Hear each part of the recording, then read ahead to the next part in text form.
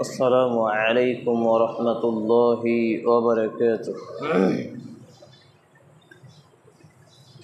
إن الحمد لله نحمده ونستعينه ونستغفره ونعوذ بالله من شرور أنفسنا ومن سيئات أعمالنا. من يهده الله فلا مضل له ومن يضلله فلا هادي له ونشهد أن لا إله إلا الله وحده لا شريك له ونشهد أن محمدا عبده ورسوله. يا أيها الذين آمنوا اتقوا الله حق تقاته ولا تموتن إلا وأنتم مسلمون. يا أيها الناس اتقوا ربكم الذي خلقكم من نفس واحدة وخلق منها زوجها وبث منهما رجالا كثيرا ونساء واتقوا الله الذي تساءلون به والأرحام إن الله كان عليكم رقيبا. يا أيها الذين آمنوا اتقوا الله وقولوا قولا سديدا يصلح لكم أعمالكم ويغفر لكم ذنوبكم ومن يطع الله ورسوله فقد فاز فوزا عظيما. أما بعد فإن خير الحديث كتاب الله وخير الهدي هدي محمد صلى الله تعالى عليه وسلم وشر الأمور محدثاتها وكل محدثات بدعة وكل بدعة ضلالة وكل ضلالة في النار.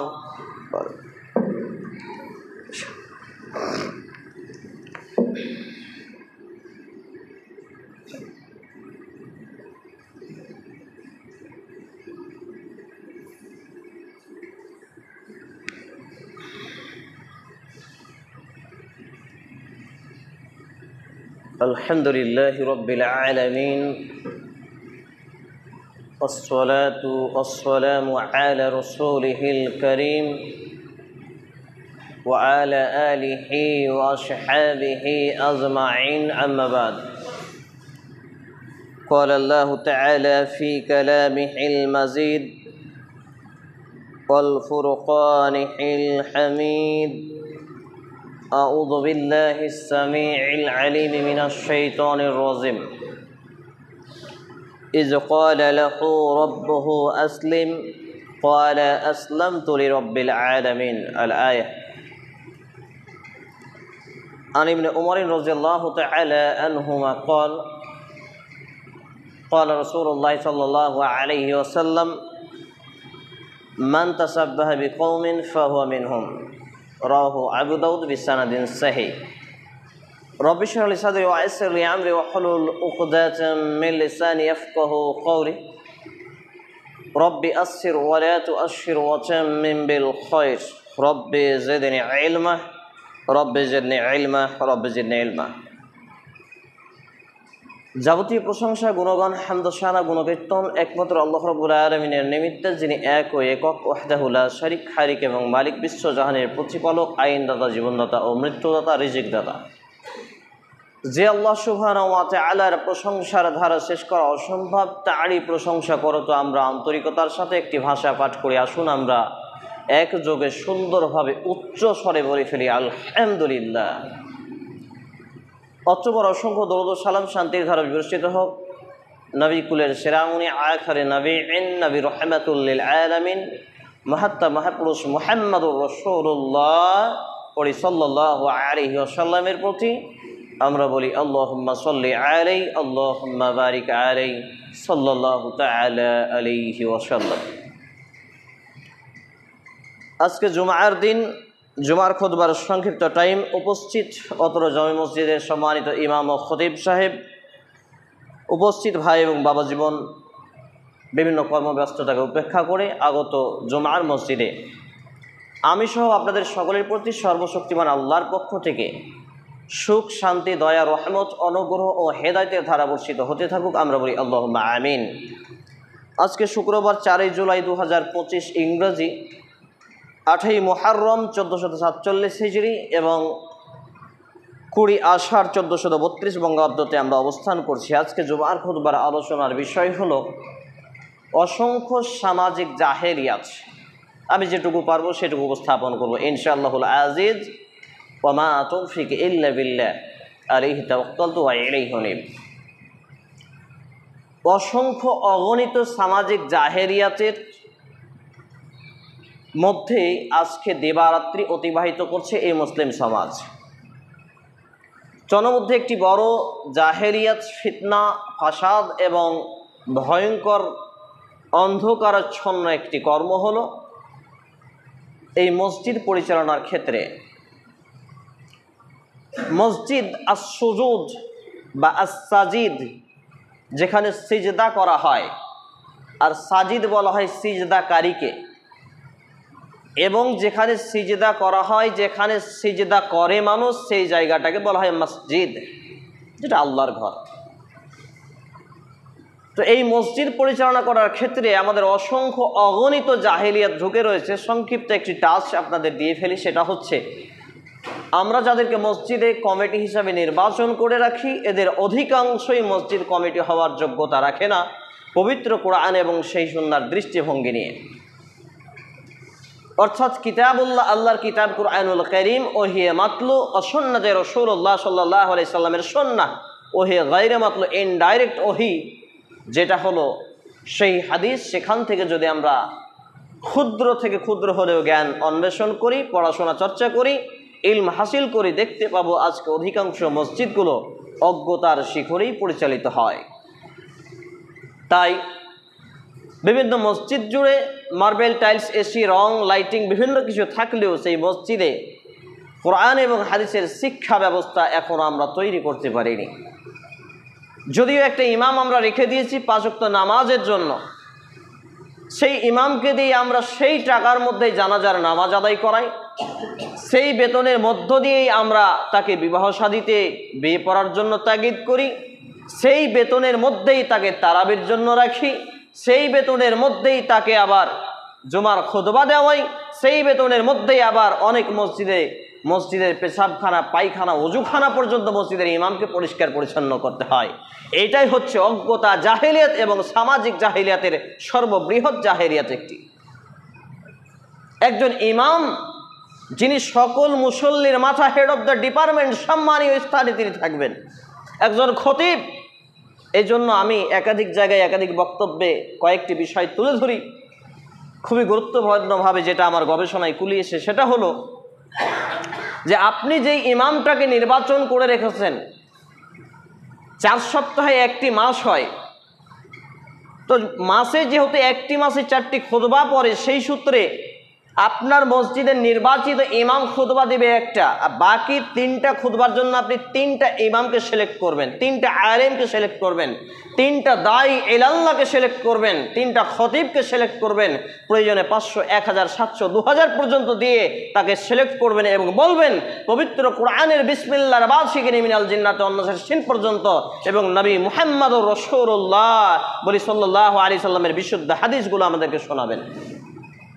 আরেকটি বিষয় আমার কানে ভেসে এসছে, যদিও 419টি মসজিদে খুতবা দিয়ে 9টি মসজিদে আমাকে ক্যামেরা করতে কেউ বাধা দেয়নি বা নিষেধ করেনি। আমার সঙ্গে বড় বড় ইউটিউবাররা আসার চেষ্টা করেন, বলেন যে আপনার খুতবা রেকর্ডিং করতে যাব, কিন্তু যেহেতু তারা অ্যাডসেন্সে উপার্জন করে, যে উপার্জনটা হচ্ছে হারাম, এবং আমি তাদেরকে শর্ত দিয়েছি যদি আমার বক্তব্য রেকর্ডিং করতেই হয় তাহলে আমার বক্তব্য থেকে উপার্জন করা যাবে না, অর্থাৎ অ্যাডসেন্স মনিটাইজেশন অন করা যাবে না। নাম্বার 2, আমার বক্তব্যের থাম্বনেলে এখানে বেটি ছেলের মেয়েদের বেপর্দা ছবি বা মেয়েদের ছবি লাগানো যাবে না, এবং একে অপরে কোনো আলেমের সঙ্গে আলেমের বিদ্বেষপূর্ণ কোনো টাইটেল লাগানো যাবে না।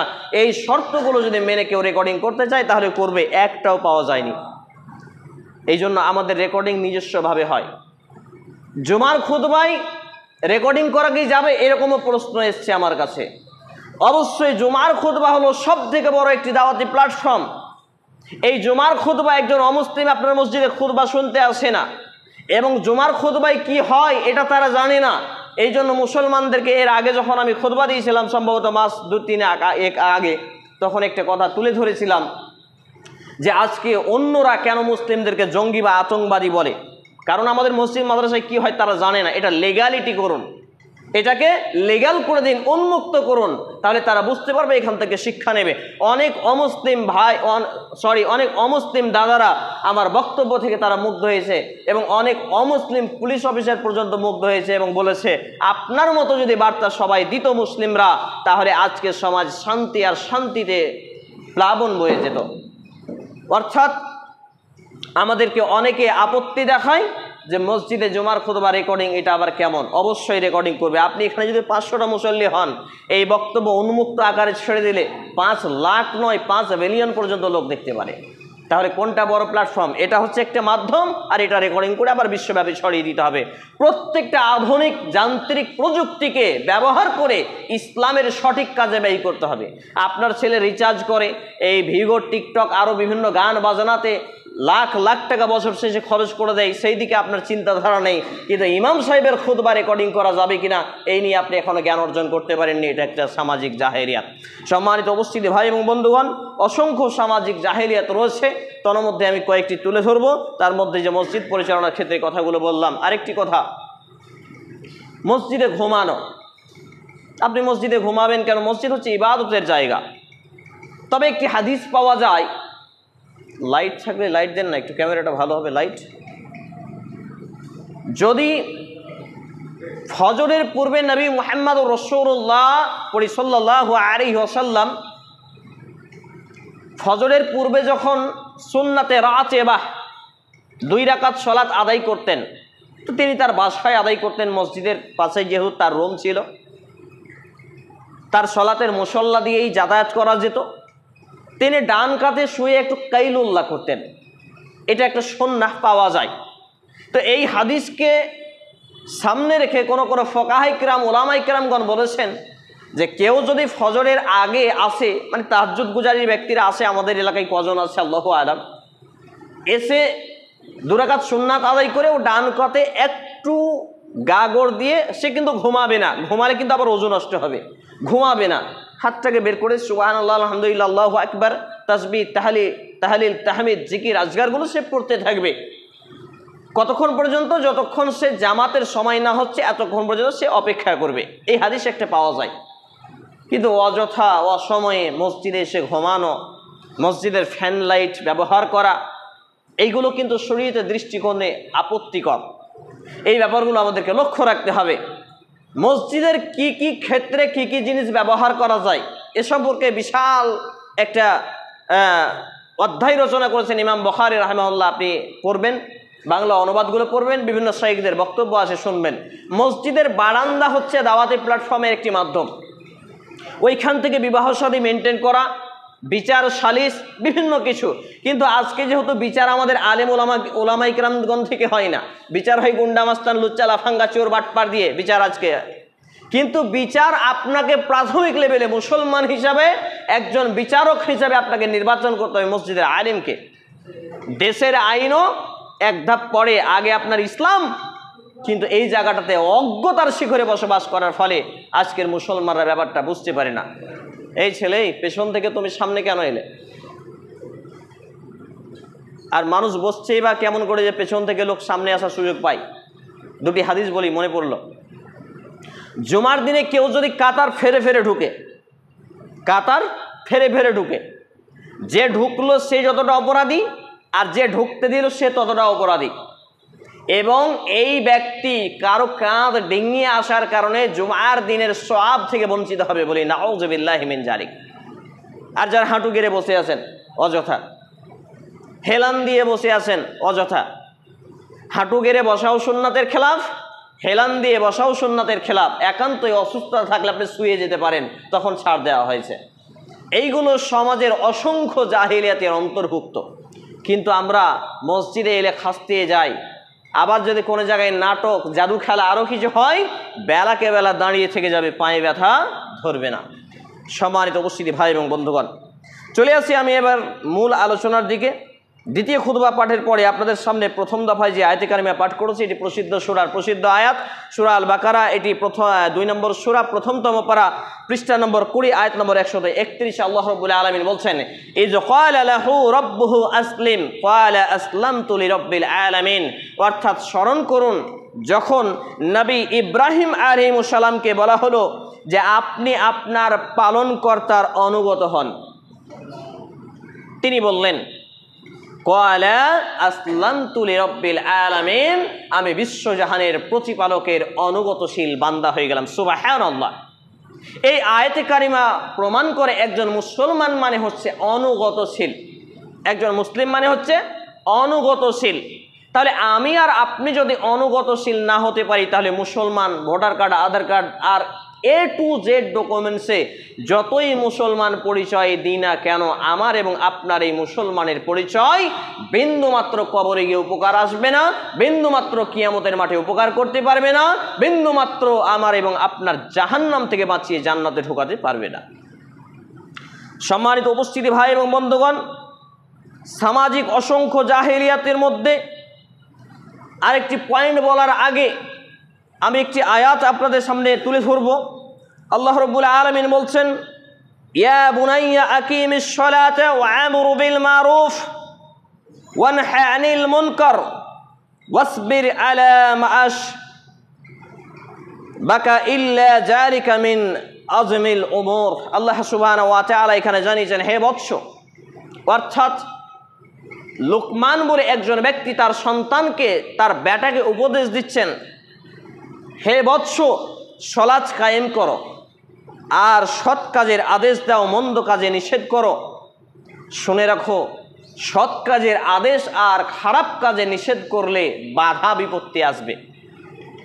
আজকে আমাকে এবং আপনাকে 2-3 যুগ আগে মানুষের সঙ্গে ঝগড়া করলে শত্রুতা হতো, ব্যাপারটি তাই নয়? জমি জায়গা বাড়ি গাড়ি এটা সেটা নিয়ে ঝগড়া করলে সম্পর্ক নষ্ট হতো। এখন এমন একটা সিচুয়েশনে এসে দাঁড়িয়েছে, আপনাকে ঝগড়া করা লাগবে না। আপনি কারো একটা অন্যায় দেখেন, অন্যায়টাকে অন্যায় বলেন, আপনার অটোমেটিক শত্রু তৈরি হয়ে যাবে।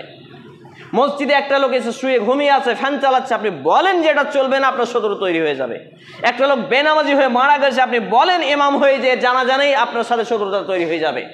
অর্থাৎ যে ব্যক্তি হক কথা বলবে তার শত্রুতা দাঁড়িয়ে যাবে।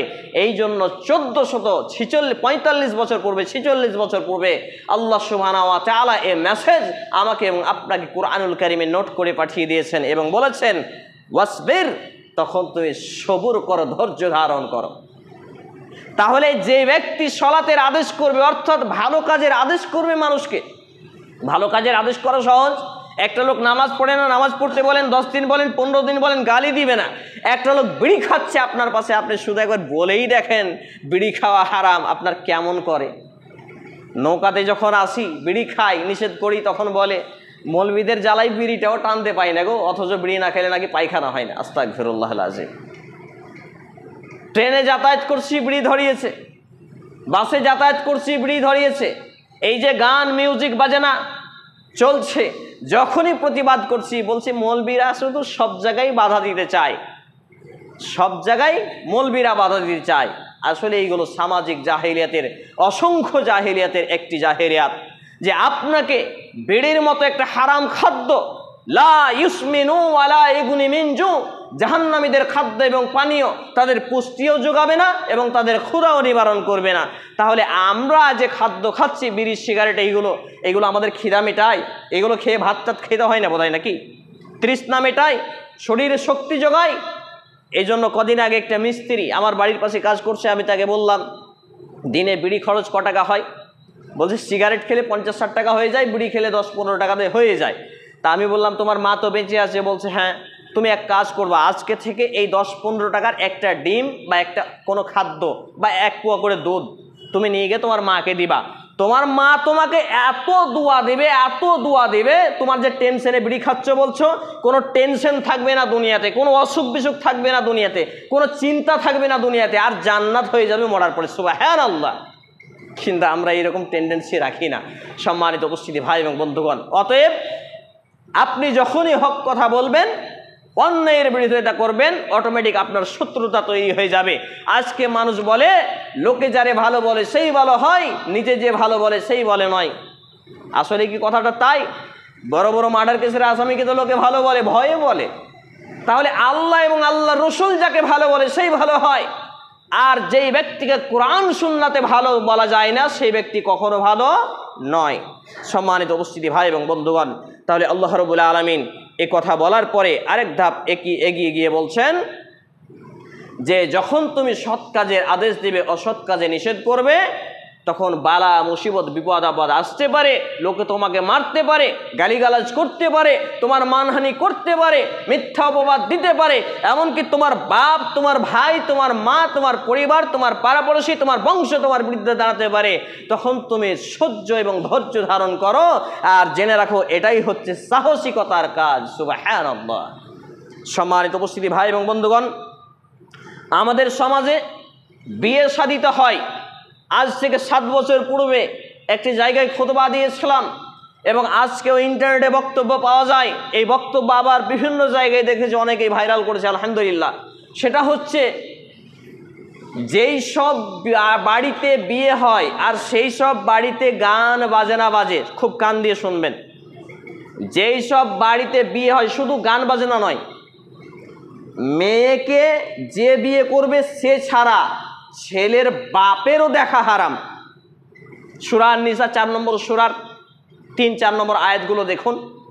আল্লাহ রাব্বুল আলামিন বলছেন মাসনা ওয়া সুলাসা ওয়া রুবা, তোমরা তোমাদের পছন্দের মধ্যে নারীদের থেকে বিয়ে করো। মাসনা মানে 2টা, সুলাসা মানে 3টা, রুবা মানে 4টা। যদি ভয় থাকে ইনসাফ করতে না পারবে, ওয়াহিদান, একে কনভার্ট করে ফিরে এসো। কেন 1 2 3 4 এ কথা আল্লাহ বলতে পারতেন না? 2 3 4 দিয়ে আবার 1 উল্টা দিক থেকে টানলেন না? এখানে একটা রহস্য হচ্ছে, কিয়ামতের পূর্বে নারীর সংখ্যা বেড়ে যাবে। নারীর সংখ্যা বেড়ে যাওয়ার কারণে বিবাহ হয়ে যাবে কঠিন, বিবাহ কঠিন, জেনা ব্যভিচার হয়ে যাবে বেশি। তাহলে উম্মতে মুহাম্মাদি 4টা করে বিয়ে করবে সামর্থ্যবান ইনসাফ করার জন্য। কিন্তু আজকে আমাদের সমাজে মুসলমানরা বিয়ে একাধিক যারা করে, লুচ্চামি করে, প্রেম প্রীতি করে, আর বিভিন্ন খারাপি করে। কিন্তু একজন আলেম যদি সে ইনসাফ আদল রেখে যদি বিয়ে করতে চায় একাধিক, তবে সমাজ তার বাধা হয়ে দাঁড়ায়। দেখো এই যদি ভালো মানুষ হবে তো একাধিক বিয়ে করতে চাচ্ছে কেন? এরকম আমাদের একটা নেচার আছে। তাহলে আল্লাহ তাআলা যদি এ কথা বলে থাকেন, আমার বাপ যে মেয়েটাকে দেখতে যাচ্ছেন তার জন্য তো 4টা বিয়ে করা ফরজ, আমার মাকে না হয় বিয়ে করেছেন, তার আরো 3টা বাকি আছে না? কথা খুব মনোযোগ দিবেন। আমার বিয়ের সময় যখন আমার বাপকে দেখতে নিয়ে গেলাম না, একদিন আমার আব্বা একজন আলেম, একদিন আমার আব্বা গেলেন, তার পরিবার দেখলেন, মেয়ে দেখলেন না, পাড়ার কয়েকটা সুন্দর লোক রটিয়ে দিল, বাপেও নাকি বউ দেখতে যে বিয়ে করে নিবে, এই জন্য কত বড় মৌলবীর বেটা মৌলবী, ওর বাপও বউ দেখেনি। আস্তাগফিরুল্লাহিল আযীম। এইগুলো সামাজিক জাহেলিয়াত। তারপর বিয়ে যে শর্টকাটে হতে হবে, 3 মাস পর বিয়ে হবে, আজকে থেকে হাই হ্যালো ফুজুর ফাজুর চলছে, মোবাইল দিয়ে দিয়েছেন। যত রকম অন ইসলামিক ভাবে মেয়েকে ছেলের বড় ভাই বাপ কেউ দেখতে পারে না, যে বিয়ে করবে একমাত্র সে ছাড়া। তারা যাবে, তারা পরিবার দেখবে, তারা গার্জেনদের সাথে কথা বলবে। তেমন ইমান তো খুঁজে পাওয়া মুশকিল, কচুর পাতার পানির মতো ইমান। বিয়ে শাদীতে এখন পশু প্রাণী অমুসলিমদের মতো হয় আমাদের বিয়ে শাদী। আর এই সব বিয়ে যেগুলো হয়, এইগুলো বিয়ে কোনো মসজিদের ইমামদের পড়ানো জায়েজ নেই। রেকর্ডিং হচ্ছে, ইন্টারনেটে যাবে বক্তব্য, কোনো বাপের বেটা আলেম আমাকে প্রমাণ করবে শরীয়ত বিরোধী বিয়েতে বিয়ে পড়ানো জায়েজ আছে। কারণ বিয়ে পড়াতে গিয়ে খুতবা পড়তে হয়। খুতবা পড়া কি? সুন্নাহ, কোরআনের আয়াত পড়তে হয়। আর যেই বিয়েতে ইসলাম নেই সেই বিয়েতে কোরআনের আয়াত পড়ার বিধান কে দিল? আপনাকে হিন্দুদের পুরোহিত ডাকেন, খ্রিস্টানদের পাদ্রী ডাকেন, দিয়ে তাদের ধর্ম মতো তারা বিয়ে পড়াবে। কোনো আলেমের জন্য যেইগুলো শরীয়ত বিরোধীভাবে বিয়ে হবে, গান বাজনা হবে, নাচন কুদন হবে, লাইটিং ফাইটিং থাকবে, এই সব জায়গাতে কোনো আলেমের বিয়ে পড়া যায় যে নেই। আজ থেকে 7 বছর আগে ফতোয়া দিয়েছি, এখন পর্যন্ত কেউ ফোন করার সাহস রাখলো না, হাবিবুল্লাহ সাহেব আপনি এই ফতোয়া দিয়েছেন ভুল। কোনো মায়ের বেটার ক্ষমতাই হয়নি। সম্মানিত উপস্থিতি ভাই এবং বন্ধুগণ, আমাকে বিয়ের জন্য বলা হয় দীর্ঘ 14 বছর যাবত আমি এই সব বিয়ে পড়াই না। আলহামদুলিল্লাহ, আপনাদের বাহাগলপুরে একটা জায়গায় আমাকে বলা হলো এই বিয়েটা পড়ান।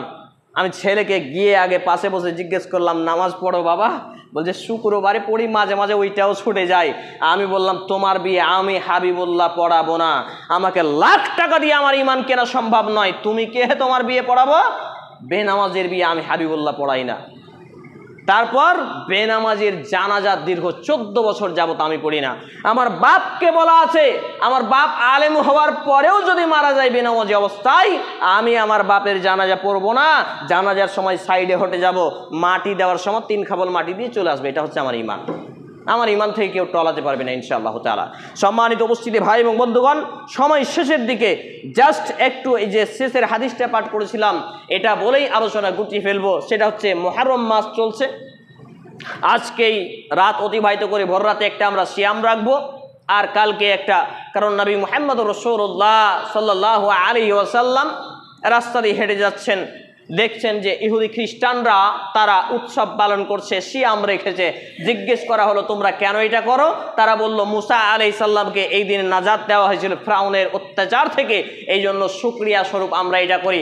নবী মুহাম্মদুর রাসূলুল্লাহ সাল্লাল্লাহু আলাইহি সাল্লাম বললেন মুসা আলাইহিস সালাম আমাদের নবী, তোমাদের থেকে হক আমরা বেশি রাখি, অতএব এই দিন আমরাও সিয়াম রাখবো। তিনি সিয়াম রাখতেন 10ই আশুরাই মুহররম।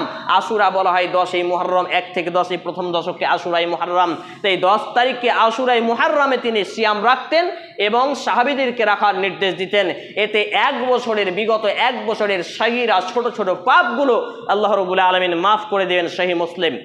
সম্মানিত উপস্থিতি ভাই এবং বন্ধুগণ, তিনি তারপরে যেহেতু সর্বক্ষেত্রে ইহুদি এবং খ্রিস্টানদের বৃদ্ধাচারণ করার নির্দেশ দিয়েছেন, সেই সূত্রে তিনি ইচ্ছা পোষণ করলেন যে হে আমার উম্মত, হে আমার সঙ্গী সাথী সাহাবায়ে কেরাম রাদিয়াল্লাহু তাআলা আনহুম আজমাইনগণ, আমি যদি আগামী বছর বেঁচে থাকি তাহলে ইহুদি এবং খ্রিস্টানদের বৃদ্ধাচারণ করার জন্য আমরা 9 এবং 10 2 দিন সিয়াম রাখবো, অর্থাৎ রোজা রাখবো।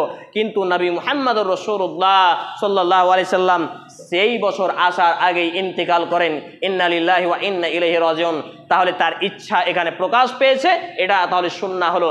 এই জন্য আমাদের 9, 10 এবং এই হাদিসের ভিত্তিতে কোন উলামায়ে কেরামগণ বলেছেন 10, 11 একদিন আগে পাশে করে 2টি সিয়াম রাখলে আমাদের সুন্নাত আদায় হয়ে যাবে। সম্মানিত উপস্থিতি ভাই এবং বন্ধুগণ, তবে আপনাদের এখানে কি আছে জানি না, গত সপ্তাহে যখন এই রতনপুরে খুতবা দিলাম, ইমাম সাহেব বললেন যে আমাদের এখানে তাজিয়া মিছিল মিটিং, হোলি, কারবালা, ঝান্ডি, তারপর ওই তারওয়াল নিয়ে মাতম করা, বিভিন্ন কিছু চলমান বা চলে, এইগুলো সবই হারাম এবং ইহুদি খ্রিস্টানদের কাজ। এইগুলো ইরান থেকে আগত, আর ইরান হচ্ছে শিয়া কাফের গোষ্ঠী, ইহুদিদের খালাতো ভাই। অতএব আমাকে এবং আপনাকে এই সব কাজকে ছুড়ে ফেলতে হবে। মুহররমে এই সব কাজ একবারে অপকর্ম, বিজাতীয় অপকর্ম কাজ। এই জন্য আমি যে হাদিসটি দ্বিতীয় খুতবার পরে আপনাদের সামনে দ্বিতীয় দফায় পাঠ করেছিলাম, আর ইবনে উমর রাদিয়াল্লাহু তাআলা আনহু ক্বালা রাসূলুল্লাহ সাল্লাল্লাহু আলাইহি ওয়াসাল্লাম মান তাশাব্বাহা বিকওমিন ফাহুয়া মিনহুম। সুনানে আবু দাউদ গ্রন্থের হাদিস নাম্বার 4031, সহিহুল জামে আশ-শাগীর গ্রন্থের হাদিস নাম্বার 6025, মিশকাতুল মাসাবি গ্রন্থের হাদিস নাম্বার 4337 ক্রমিক নম্বর, 47 ক্রমিক নম্বর সহ বিভিন্ন হাদিস গ্রন্থে হাদিসটি বর্ণিত হয়েছে। নবী মুহাম্মদুর রাসূলুল্লাহ সাল্লাল্লাহু আলাইহি সাল্লাম জানিয়েছেন, যেই ব্যক্তি যেই জাতির যেই দলের অনুকরণ করলো, অর্থাৎ চুল যদি কাটে তাদের মতো, দাড়ি রাখে তাদের মতো, প্যান্ট কাটে তাদের মতো, ড্রেস পরে তাদের মতো, এ টু জেড যে যার সাদৃশ্য অবলম্বন করলো, সে তাদের দলেও দলভুক্ত হয়ে গেল, অর্থাৎ উম্মতে মুহাম্মদী থেকে সে বেরিয়ে গেল, মুসলিম মিল্লাত থেকে সে বেরিয়ে গেল। চিন্তা করুন, আমি, আমার ছেলে মেয়ে, আমার স্ত্রী, আমার প্রতিবেশী, আমার বংশ, আমার পাড়া, আমার গ্রাম আজকে কোন পথে? তারা কি মুসলমান ঘরে আছে? এই হাদিসের ভিত্তিতে আমার ঈমান পর্যন্ত সন্দেহাধীন হয়ে যেতে পারে। অতএব প্রিয় ভাই এবং বাবা জীবন, এই সমাজের অসংখ্য সামাজিক জাহিলিয়াতগুলোকে উফরে ফেলে পবিত্র কোরআন এবং সুন্নাহ ভিত্তিক জ্ঞান চর্চায় নিমজ্জিত হন। মসজিদে শুধু বাচ্চাদের মক্তব নয়, বড়দের তালিম দেওয়ার চেষ্টা করুন 7 দিনে একদিন। তবে কোনো সংগঠনকে আশ্রয় দেবেন না, কোনো সংগঠন নয়। সংগঠনের নামে আজকাল যা ইচ্ছা তাই চলছে। সংগঠন, একটা সংগঠন আরেকটা সংগঠনকে দেখতে পারে না, ওই সংগঠন ওই সংগঠনকে দেখতে পারে না, ওকে বেদাতি, ওকে কাফের, ওকে বেঈমান, এইভাবে ফতোয়া ফারাজ চলছে। এক একটা মসজিদ হবে উন্মুক্ত সবার জন্য, প্রত্যেকে আসুক, কোরআন হাদিসের সঠিক কথা বলুক। এইটা আপনি প্ল্যাটফর্ম তৈরি করুন, তাহলে দেখবেন এই সমাজ থেকে অসংখ্য জাহিলিয়াত উফড়ে পড়ে যাবে এবং প্রকৃত অর্থে দিন কায়েম হবে। আপনাদের এলাকায় প্রচুর মসজিদ, মসজিদের পরিমাণ দেখে আমি খুব খুশি হয়েছি। এত মসজিদ, কিন্তু মসজিদ ভিত্তিক শিক্ষার অভাব। আমাদেরকে এগিয়ে আসতে হবে। প্রিয় ভাই এবং বাবা জীবন, সময় শেষ হয়ে গেছে। আমি লাস্ট যে মেসেজ আপনাদেরকে দিতে চাই, যে সর্ববৃহৎ ইবাদত হলো কোরআন শিক্ষা, হাদিস শিক্ষা, মসজিদের সাথে যোগাযোগ রাখা। আমাদের সম্পর্ক কিন্তু মসজিদের সাথে আজকে হটে গেছে, মসজিদ থেকে দূরে। এই অ্যান্ড্রয়েড মোবাইল আমার আর আপনার যতটা সম্পর্ক গড়েছে, মসজিদের সাথে এই সম্পর্ক আমার আপনার হয়নি। এই সম্পর্ক পায়খানায় গেলেও এই মোবাইল ছাড়া চলে না, খেতে বসলেও মোবাইল ছাড়া চলে না, খাচ্ছে খাচ্ছে মোবাইল ঘাঁটছে। আর মেডিকেল সায়েন্স বলছে খেতে খেতে মোবাইল দেখলে ব্রেনে এমন একটা ইফেক্ট পড়ে, তার খাবার, লিভার, কিডনি থেকে শুরু করে সব ড্যামেজ হয়ে যেতে পারে। কিন্তু আমরা দিন রাত ওইগুলোই খাচ্ছি, ওইগুলোই গিলছি। এই করে করে আমরা আমাদের জীবনকে নষ্ট করছি, আখেরাতকে নষ্ট করছি। আল্লাহ রাব্বুল আলামিন আমাকে সহ উপস্থিত সকল ভাই এবং বাবা জীবনকে, বিশেষ করে যুবকদেরকে হেদায়েতের আলোয় আলোকিত জীবন দান করুন। আমরা বলি আল্লাহুম্মা আমিন। হে আল্লাহ রাব্বুল আলামিন, আমরা যারা অসুস্থ আমাদেরকে পূর্ণতা সেফায়ে কামিল আজিলা দিন। আমরা বলি আল্লাহুম্মা আমিন। হে আল্লাহ রাব্বুল আলামিন, আমরা যারা অভাবী আমাদেরকে অভাবমুক্ত হালাল জীবিকা নির্বাহ করার তৌফিক নসিব করুন। আমরা বলি আল্লাহুম্মা আমিন। হে আল্লাহ রাব্বুল আলামিন, আমরা যারা এখানে উপস্থিত হয়েছি, আমাদের উপস্থিত হওয়ার ওসিলায় আমাদেরকে প্রত্যেকেই প্রকৃত মুসলিম হিসাবে কবুল করুন। আমরা বলি আল্লাহুম্মা আমিন। হে আল্লাহ সুবহানাহু ওয়া তাআলা, আমাদের যারা মুসলমান হয়ে মৃত্যুবরণ করছে, প্রত্যেকের বাপ মা, ভাই বোন, আত্মীয় স্বজন যে বা যারাই, বিশেষ করে আমার মা এবং নানা নানি, আল্লাহ তাআলা আপনি তাদের জীবনের ভুল ত্রুটি ক্ষমা করুন, তাদের কবরের শান্তির বিছানা বিছিয়ে দিন, তাদেরকে জান্নাতুল ফেরদাউস নসিব করুন। আমরা বলি আল্লাহুম্মা আমিন। এ দাবি, এ দোয়া, এ দরখাস্ত মহান আল্লাহ সুবহানাহু ওয়া তাআলার সামনে রেখে আমরা আমাদের আলোচনা এখানেই টানছি। আল্লাহুম্মা সাল্লি আলা মুহাম্মাদিন ওয়া আলা আলি মুহাম্মাদ কামা সাল্লাইতা আলা ইব্রাহিম ওয়া আলা আলি ইব্রাহিম ইন্নাকা হামিদুম মাজিদ। اللهم بارك على محمد وعلى آل محمد كما باركت على إبراهيم وعلى آل إبراهيم إنك حميد مجيد. سبحان ربك رب العزة عما يصفون وسلام على المرسلين.